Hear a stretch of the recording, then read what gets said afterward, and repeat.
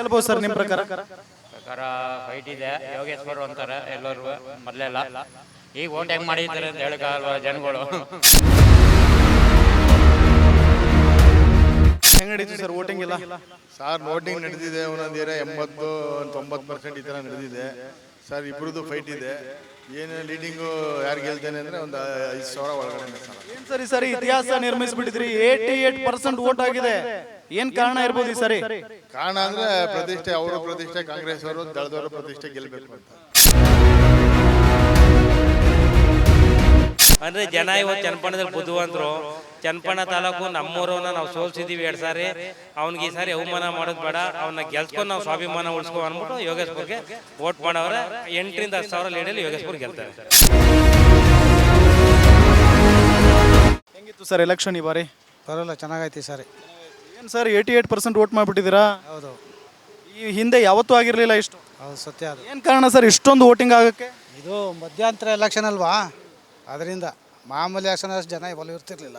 ಏನು ದುಡ್ಡೆಲ್ಲ ಹಂಚಿಕೆ ಮಾಡಿದ್ರಂತೆ, ಅದಕ್ಕೆ ಇಷ್ಟೆಲ್ಲ ಹಾಕಿದ್ರಂತೆ? ಅದೆಲ್ಲ ನಮಗೆ ಗೊತ್ತಿಲ್ಲ. ಓಟ್ ಚೆನ್ನಾಗಿ ನಡೀತು ಅಷ್ಟೇ. ಸರ್ ನಿಮಗೆ ದುಡ್ಡು ಕೊಟ್ಟಿಲ್ಲ? ನಾವು ಅದಕ್ಕೆಲ್ಲ ಹೋಗಿಲ್ಲ. ಯಾಕೆ ಸರ್? ಅವೆಲ್ಲ ದೂರದಿಂದ ಬಂದವರಲ್ವಾ, ಬಟ್ ಅಷ್ಟು ಬೇಗ ಎಲ್ಲ ಹಂಚ್ಬಿಟ್ಟಿದ್ರು. ಯಾರು ಗೆದ್ರೆ ಒಳ್ಳೇದು ನಿಮ್ಮ ಕ್ಷೇತ್ರಕ್ಕೆ? ಕಾಂಗ್ರೆಸ್ ಗೆದ್ರೆ ಒಳ್ಳೇದು. ಯಾಕೆ ಕಾಂಗ್ರೆಸ್ಸು? ಈಗ ನೋಡಿ ಇವ್ರಿಗೆಲ್ಲ ಎಷ್ಟು ಫ್ರೀ ಕೊಟ್ಟಿದ್ದಾರೆ. ನಿಮಗೆ ಈಗ ಭಾಳ ವರ್ಷದಿಂದ ಎಲೆಕ್ಷನ್ ನೋಡ್ಕೊಂಡ್ ಬಂದಿದ್ದೀರಿ ನೀವು. ಈ ಎಲೆಕ್ಷನಲ್ಲಿ ಕಾಂಗ್ರೆಸ್ಗೆ ಯಾಕೆ ಓಟ್ ಹಾಕಿದ್ರಿ?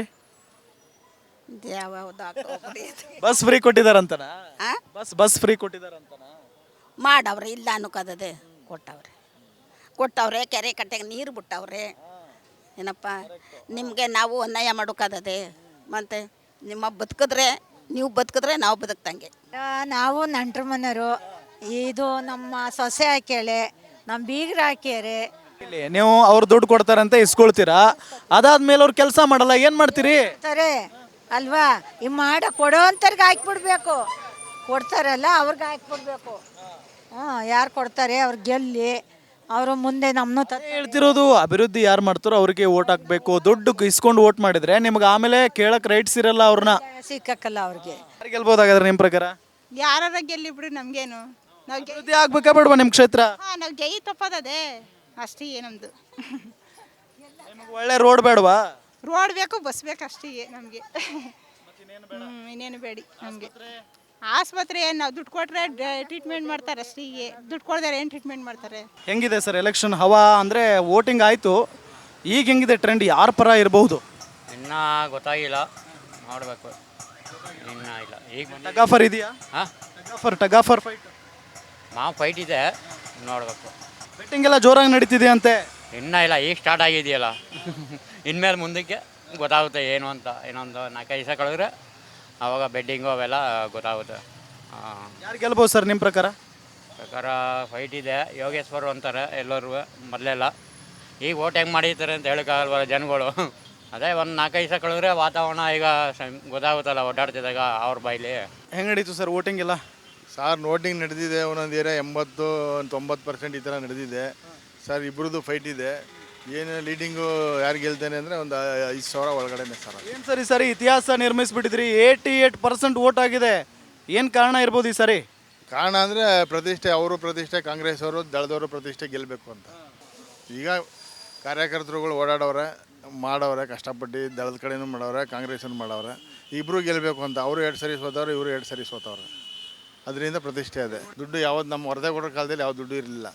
ಕೈ ಮುಕ್ಕು ಹೋಗೋರು, ಅಷ್ಟು ಅವರಿಗೆ ಊಟ ತಿಂಡಿ ಕೊಡ್ಸೋರು, ಜನ ಪ್ರಾಂಪ್ಟಾಗಿ ಹಾಕೋರು. ಇವ್ರು ಏನು ಮಾಡೋರು, ಬಂದು ಇವ್ರು ತೋರಿಸೋರು 500 ರೂಪಾಯಿ ನೋಟ್ನ. ಅದು ಕಂಟಿನ್ಯೂ ಆಯ್ತು ಈಗ.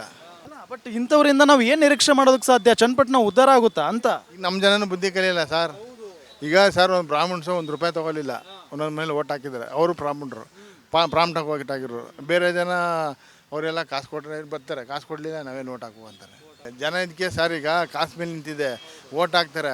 ಇವ್ರು ಲಾಸ್ಟಿಗೆ ಗೆದ್ದಾದ್ಮೇಲೆ ಏನು ಮಾಡ್ತಾರೆ, ಅವರು ಏನು ಮಾಡ್ಬೇಕು ಅದು ಅವ್ರ ಕೆಲಸ ಕಾರ್ಯ ಮಾಡಿ. ಇವ್ರು ದುಡ್ಡು ತೊಗೊಂಡ್ರೆ ಮುಂದೆ ಹೋಗಿ ಅಭಿವೃದ್ಧಿ ಮಾಡಿ ಅಂತ ಹೆಂಗೆ ಕೇಳಕ್ಕೆ ಮುಖ ಇರುತ್ತೆ? ಒಂದು ಮನೆ ಬಿದ್ದಿರುತ್ತೆ, ನಮಗೆ ಮನೆ ಮಾಡಿಕೊಡಿ ಅಂತ ಮುಖ ಇರುತ್ತೆ ಅವ್ರಿಗೆ. ಅದು ಜನ ತಿಳ್ಕೊಬೇಕು ಸರ್. ಅದು ಜನ ಇನ್ನೂ ದಡ್ರವ್ರೆ, ಬುದ್ಧಿವಂತರು ಇಲ್ಲ. ಹೀಗೆ ನಾವು ಇವ್ರ ಹತ್ರ ದುಡ್ಡಿಸ್ಕೊಂಡ್ಮೇಲೆ ನಾಳೆ ದಿನ ಅವ್ರ ಹತ್ರ ಹೋಗಿ ಕೇಳ್ಕೊಂಡೋಕೆ ಕೈ ಕಟ್ಕೊಂಡು ನಿಂತ್ಕೊಂಡು ಕೇಳಬೇಕು. ದುಡ್ಡಿಸ್ಕೊಂಡಾದ್ಮೇಲೆ ದುಡ್ಡಿಸ್ಕೊಳ್ಳಿಲ್ಲ ಅಂದರೆ ಕೈ ಕಟ್ಕೊಂಡು ನಿಂತ್ಕೊಳ್ಳೋಂಗಿಲ್ಲ. ಅವ್ರು ಹೇಳ್ತಾರೆ ಲಾಸ್ಟಲ್ಲಿ ಏನೋ ಜಾಸ್ತಿ ಜೋರಾಗಿ ಕೇಳಿದ್ರೆ, ನಾವು ದುಡ್ಡು ಕೊಟ್ಟು ನಿಮ್ಗೆ ಓಟ್ ಹಾಕಿದ್ದೀರಿ, ನಡಿಯಪ್ಪ ನಾವೇನು ಹಂಗೆ ಹಾಕಿಲ್ಲ ನೀವು ಅಂತಾರೆ ಅವರು. ಏನು ಹೇಳಿ, ನಾವು ದುಡ್ಡು ಚೆಲ್ಲಿದ್ದೀವಿ ಗೆದ್ದಿದ್ದೀವಿ, ನೀನು ಹಂಗೆ ಹಾಕಿಲ್ಲ ಓಟ್ನ ಅಂತಾರೆ. ಬೆಟ್ಟಿಂಗ್ ಎಲ್ಲ ಜೋರಾಗಿ ನಡೀತಿದೆ ಅಂತ ಸರ್. ಸರ್ ಅದು ಬೆಡ್ಡಿಂಗ್ ಬಗ್ಗೆ ನಮ್ಗೆ ಗೊತ್ತಿಲ್ಲ. ನಾವು ಹೇಳ್ತಾರೋ ನೋಡೋದ್ರೆ ಲೀಡಿಂಗು ಅಂದರೆ ಏನಿದೆ ಸರ್ 10,000 5,000 ಒಳಗಡೆ ಎರಡೂ ಫೈಟ್ ಇದ್ದಾವೆ. ಇಬ್ಬರು ಗೆಲ್ಲಬೇಕು ಅಂತ. ಗೆದ್ರೆ ಒಂದು 5,000 ಅಂತರದಲ್ಲಿ ಅಷ್ಟೇ. ಹಾಂ ಅಷ್ಟೇ. ಸರ್ ಏನು ಹೇಳ್ತೀರಿ, ಯಾರು ಗೆಲ್ಬೋದು ಈ ಸರಿ? ಸರ್ ಯೋಗೇಶ್ಪುರ್ ಹೆಂಗೆ ನಡೀತು ಸರ್ ಎಲೆಕ್ಷನ್ನು? ಫುಲ್ ಫೈಟ್ ಇತ್ತಾ? ತುಂಬ ಚೆನ್ನಾಗಿ ಸರ್. 88% ನಡೆದೈತೆ. ಆಮೇಲೆ ಸಂಜೆ 5 ಗಂಟೆ ಆದಮೇಲೆ ಒಂದು 10,000 ಮಹಿಳೆಯರ ಓಟು ಜಾಸ್ತಿ ಆಗಿದೆ. ಹಂಗಾಗಿ ಮಹಿಳೆಯರ ಒಲವು ಎಲ್ಲ ತುಂಬ ಚೆನ್ನಾಗಿದೆ ಸರ್ ಯೋಗೇಶ್ಪುರ್ಗೆ.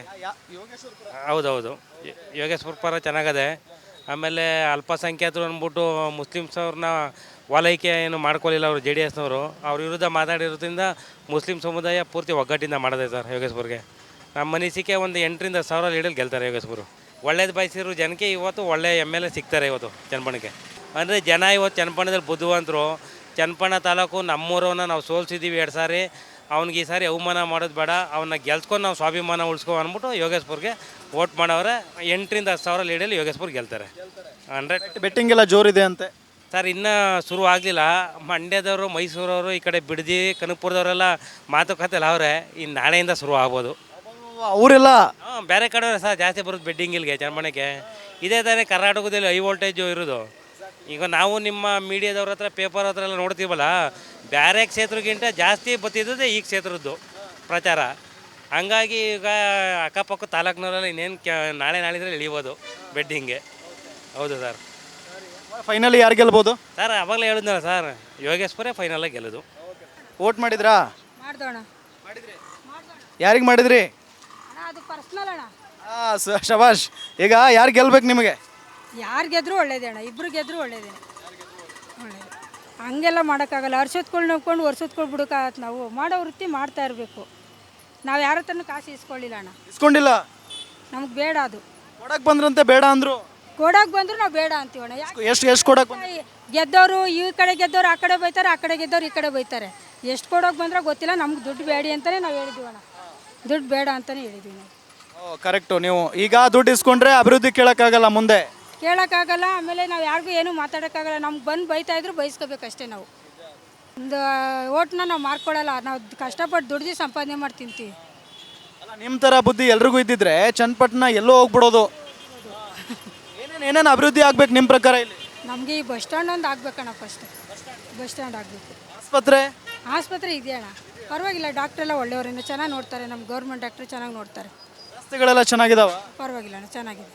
ನಿಮಗೆ ಬಸ್ ಸ್ಟ್ಯಾಂಡ್ ಆಗಬೇಕು. ಗ್ಯಾರಂಟಿ ನ್ಯೂಸ್, ಸುದ್ದಿ ಖಚಿತ, ನ್ಯಾಯ ನಿಶ್ಚಿತ.